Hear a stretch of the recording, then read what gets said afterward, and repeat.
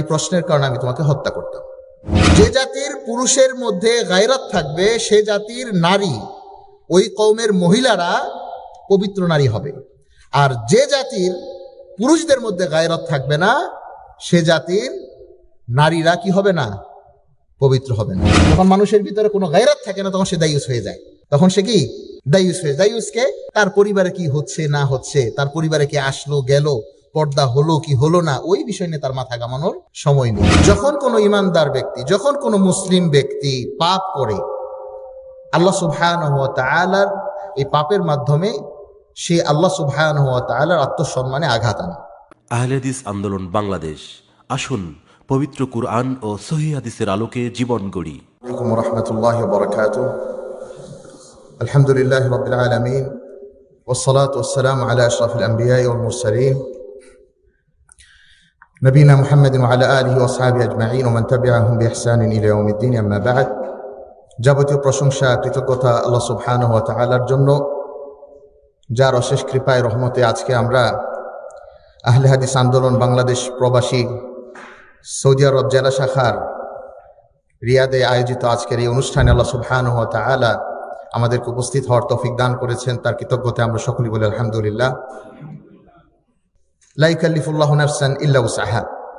আল্লাহ সুবহানাহু ওয়া তাআলার কাছ থেকে সর্বপ্রথমে আমি তৌফিক কামনা করছি।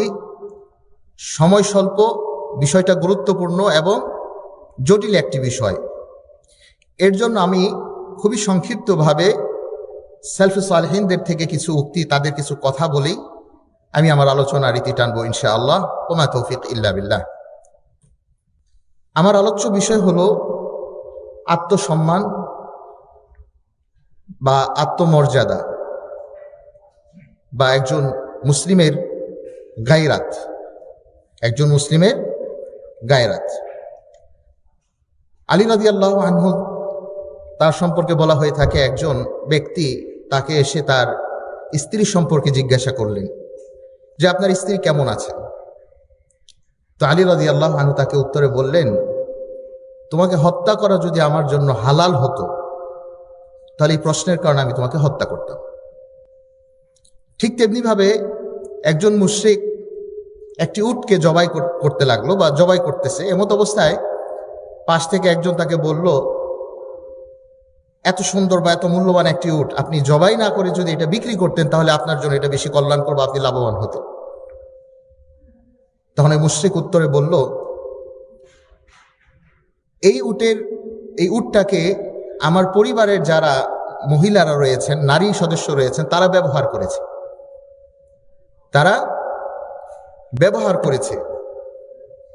তো এই উটটি আমি চাই না বিক্রি করে, এমন পরিস্থিতির শিকার নিজেকে করতে চাচ্ছি না যে এই উটটা আমি বিক্রি করে দিব, অন্য মানুষ, অন্য পুরুষ এই উটটাকে ব্যবহার করবে, যেই উটটা আমার পরিবারের নারী সদস্যরা ব্যবহার করেছে।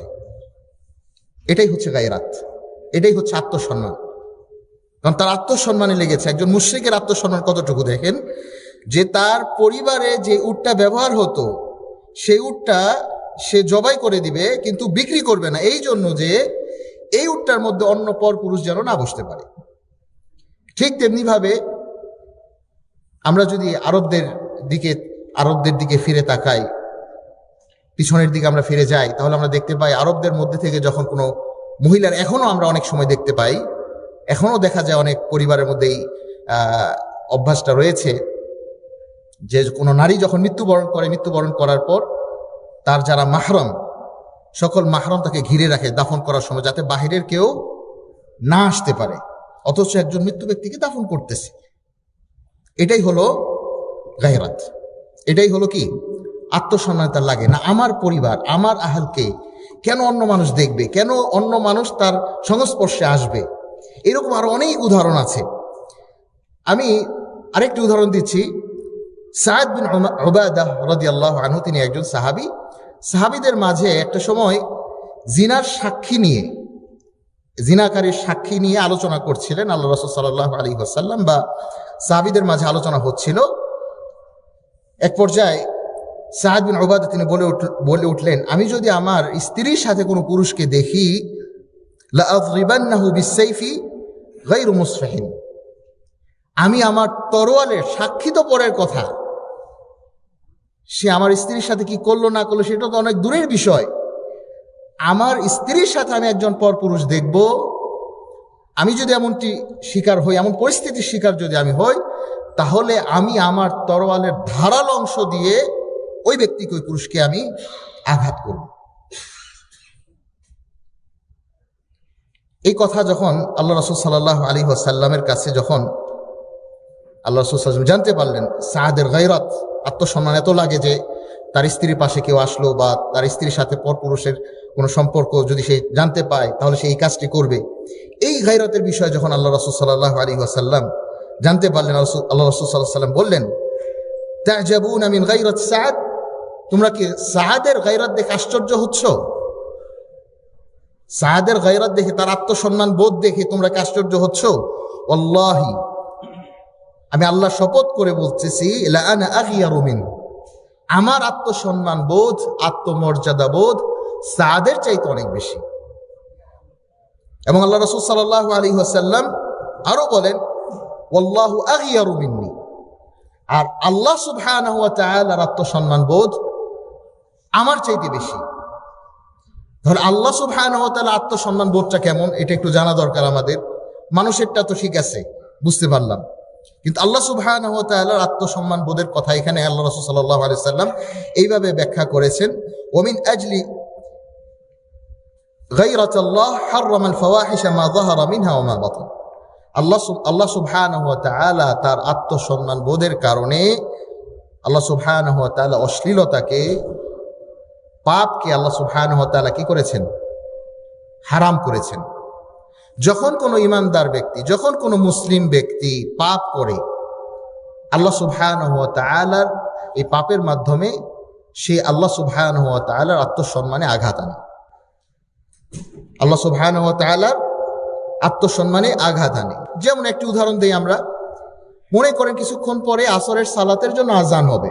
আমি সবসময় একটু সালাতের বিষয়টা বেশি গুরুত্ব দেই, কারণ আমাদের বাংলাদেশি ভাইদের বিষয় সবচেয়ে দুর্বল বিষয় হচ্ছে সালাত, এর জন্য সালাত দিয়ে বুঝাচ্ছি। আসরের আজানের সালাত হলো, এমত অবস্থায় একজন মুসলিম সে সালাতের গুরুত্ব দিল না বা সালাত আদায় করলো না, সে কাফের হবে কি হবে সেটা পরের বিষয়।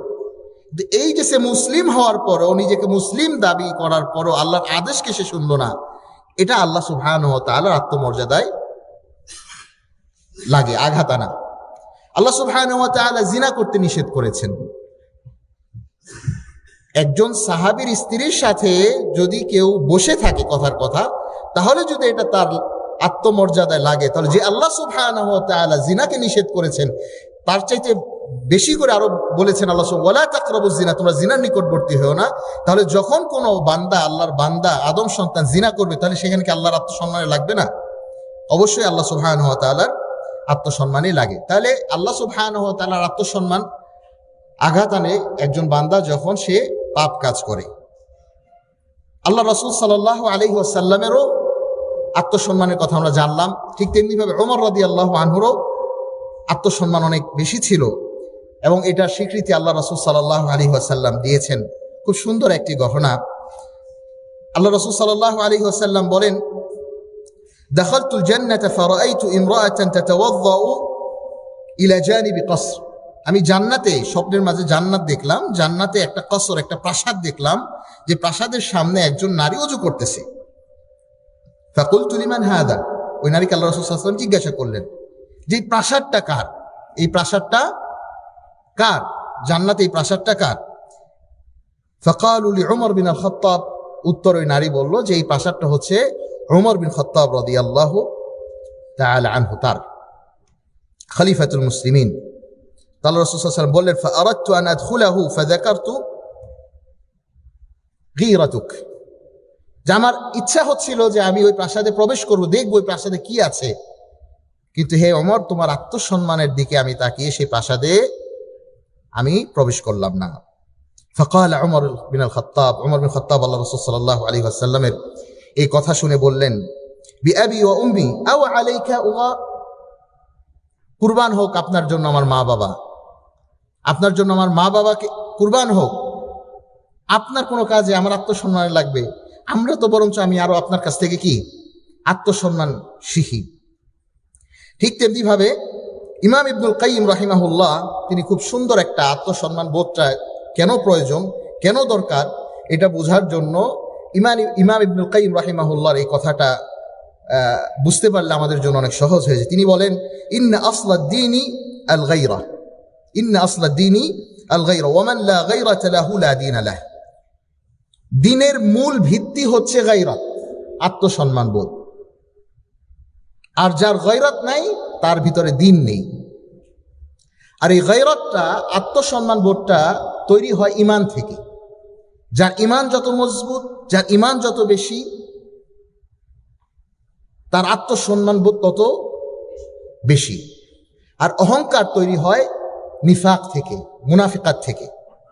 আর এটা হচ্ছে কাফেরদের বৈশিষ্ট্য। এটা কাদের বৈশিষ্ট্য? কাফেরদের বৈশিষ্ট্য। ওইটা আমার যেহেতু বিষয় ওদিকে যাচ্ছে না, তাহলে একজন ইমানদারের বৈশিষ্ট্য হচ্ছে তার ভিতরে গায়রাত থাকবে। কেমন? কথার কথা আজান হলো, আমি একটু দেরি হয়ে গেল, আমি তাকবীরে তাহরিমটা মিস হয়ে গেল, আহা আমি একজন মুসলিম, আল্লাহর আমাকে ডাকছে না সালাতের জন্য, আমার দেরি কেন হয়ে গেল, এই তার আত্মসম্মান বোধে লাগতেছে।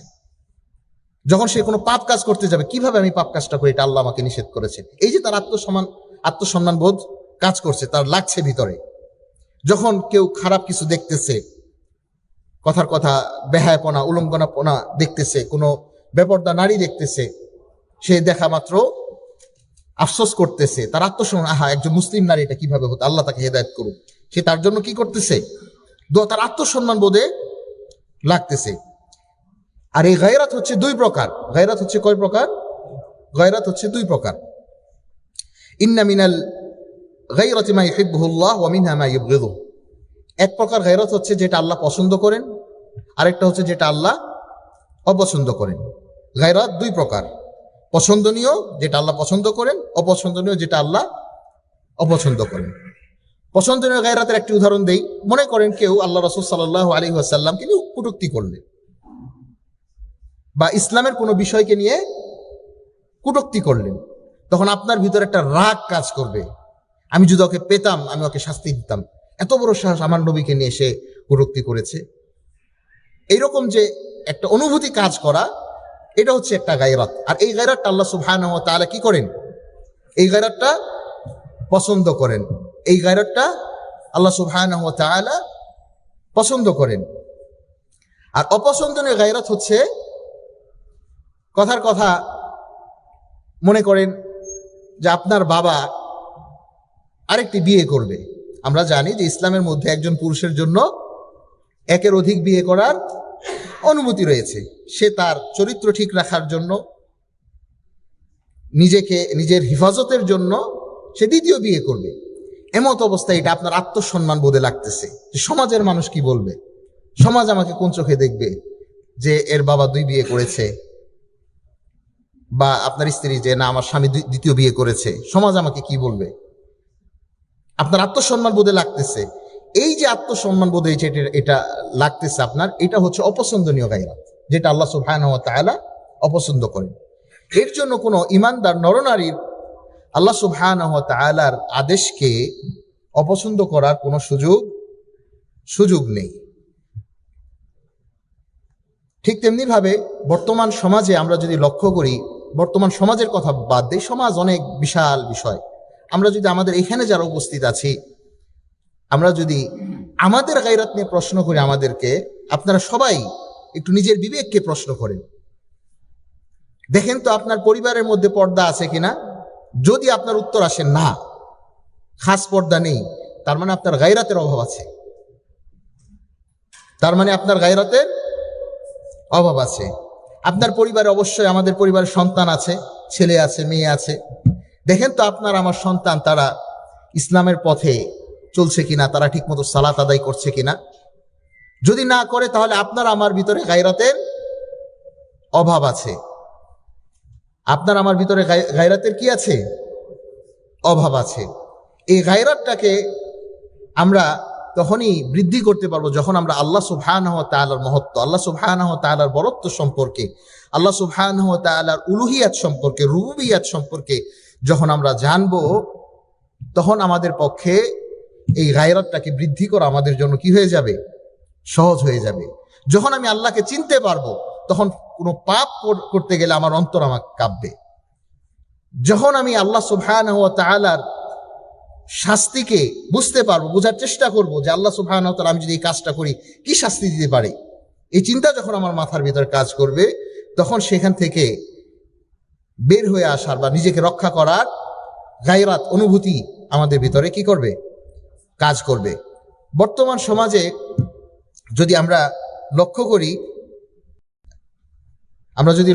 আমাদের বিশেষ করে আহলে হাদিস যারা অনুসারী, বেশিরভাগ লোক শতকরা 100 জনের ভিতরে 100 জনের মধ্যে শতকরা বলা যেতে পারে 60% বা তারও বেশি বলা যেতে পারে, আমরা সবাই ঠিক আছে আহলে হাদিস, কিন্তু আমাদের পরিবারের মধ্যে সেই বিষয়গুলো নাই। হয় আমার স্ত্রীর ভিতরে নাই, হয় আমার সন্তানের ভিতরে নাই, অথবা আমার স্ত্রী সন্তান তারাও 5 ওয়াক্ত সালাত আদায় করতেছে, পর্দা ঠিকই করতেছে বাইরের লোকের সাথে, কিন্তু নন মাহরামের সাথে, যারা আত্মীয় স্বজনদের মধ্যে যাদের সাথে পর্দা আবশ্যক, তাদের সাথে সে পর্দা করতেছে না। কিন্তু আমি অনেক গর্বের সাথে বলতেছি যে না, আমি একজন আহলে হাদিস, আমি আহলুল হাদিস, কোরআন সুন্নাহর অনুসারী। আমাদের ভিতরে কি? গায়রাতের অভাব। আমাদের ভিতরে গায়রাতের অভাব। যেমনটা আল্লাহ রাসূল সাল্লাল্লাহু আলাইহি ওয়াসাল্লাম বলেছেন, ওই যে দাইয়ুস, যখন মানুষের ভিতরে কোনো গায়রাত থাকে না, তখন সে দাইয়ুস হয়ে যায়। তখন সে কি? দাইয়ুস হয়ে। দাইয়ুসকে তার পরিবারে কি হচ্ছে না হচ্ছে, তার পরিবারে কি আসলো গেল, পর্দা হলো কি হলো না, ওই বিষয় নিয়ে তার মাথা ঘামানোর সময় নেই।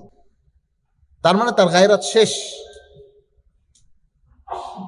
তার মানে তার গায়রাত শেষ। যাই হোক, আমাদের চেষ্টা করতে হবে আল্লাহ সম্পর্কে বেশি বেশি জানা, এবং আমাদের গায়রাতকে কিভাবে আমরা ফিরিয়ে আনতে পারি। সালফুস সালেহিনদের ভিতরে যে গায়রাত ছিল, আল্লাহ রাসূল সাল্লাল্লাহু আলাইহি ওয়াসাল্লামের ভিতরে যে গায়রাত ছিল, সাহাবাদের ভিতরে যে গায়রাত ছিল। একজন মুশরিকের কথা চিন্তা করেন, একজন মুশরিক বেদুইন, যার কাছে জান্নাত জাহান্নামের কোনো মূল্য নেই, তার ভিতরে কতটা গায়রাত ছিল।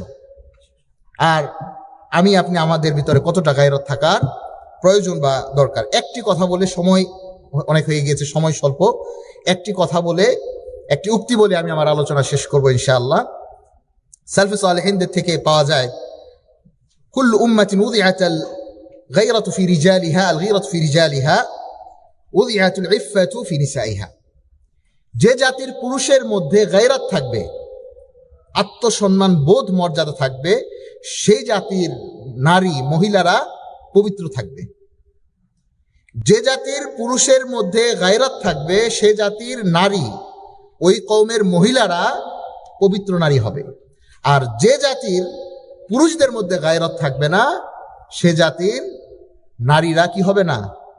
পবিত্র হবে না। এই কথাটা যদি বুঝতে পারেন, তাহলে আমার যে 10-15 মিনিট যে কথাগুলো বললাম এটা যথেষ্ট। আবার ইবনুল কাইয়িম রাহিমাহুল্লাহর কথাটা স্মরণ করিয়ে দিয়ে আলোচনা শেষ করবো ইনশাআল্লাহ। ইমাম ইবনুল কাইয়িম রাহিমাহুল্লাহ বলেছেন, ইন্না আসলাদ দীনে আল গায়রা ওয়া মান লা গায়রাতা লাহু লা দীনা লাহ। দ্বীনের মূল ভিত্তি হচ্ছে আত্মসম্মান বোধ। যার ভিতর আত্মসম্মান বোধ নেই, যার ভিতর আত্মসম্মান বোধ নেই, তার ভিতরে দ্বীন নেই। যার ভিতরে দ্বীন আছে, তার ভিতরে আত্মসম্মান বোধও আছে। আল্লাহ সুবহানাহু ওয়া তাআলা আমাদেরকে একজন গায়রাত মুসলিম হিসেবে, গায়রাত মুমিন হিসেবে, গায়রাতমান আহলুল হাদিস হিসেবে আল্লাহ সুবহানাহু ওয়া তাআলা আমাকে এবং আমাদের সকলকে, পাশাপাশি আমাদের পরিবারকে ওইভাবে গড়ার তৌফিক দান করুন। আল্লাহ সুবহানাহু ওয়া তাআলা আজকে আমরা এখানে যারা উপস্থিত হয়েছি দূর দূরান্ত থেকে, দ্বীনের খাতিরে আল্লাহর সন্তুষ্টির জন্য আমরা এখানে উপস্থিত হয়েছি, অনেক কষ্ট করে, অনেক ক্লান্ত হয়ে আমরা এখানে শুনছি। আল্লাহ সুবহানাহু ওয়া তাআলা এর বিনিময়ে আমাদেরকে উত্তম প্রতিদান দান করুন। এবং এখানে যারা আমরা উপস্থিত আছি, উপস্থিতের মধ্য থেকে যারা অসুস্থ, আল্লাহ সুবহানাহু ওয়া তাআলা তাদের সুস্থতা দান করুন। ঋণগ্রস্তদেরকে আল্লাহ সুবহানাহু ওয়া তাআলা ঋণ মুক্ত করুন। এবং যাদের পিতামাতা মৃত্যুবরণ করেছেন, আল্লাহ সুবহানাহু ওয়া তাআলা তাদের কবরকে প্রশস্ত করে দিন। এবং যাদের পিতামাতা জীবিত, আল্লাহ সুবহানাহু ওয়া তাআলা তাদেরকে নেক হায়াত দান করুন। সাল্লাল্লাহু আলা নবিয়িনা মুহাম্মদ।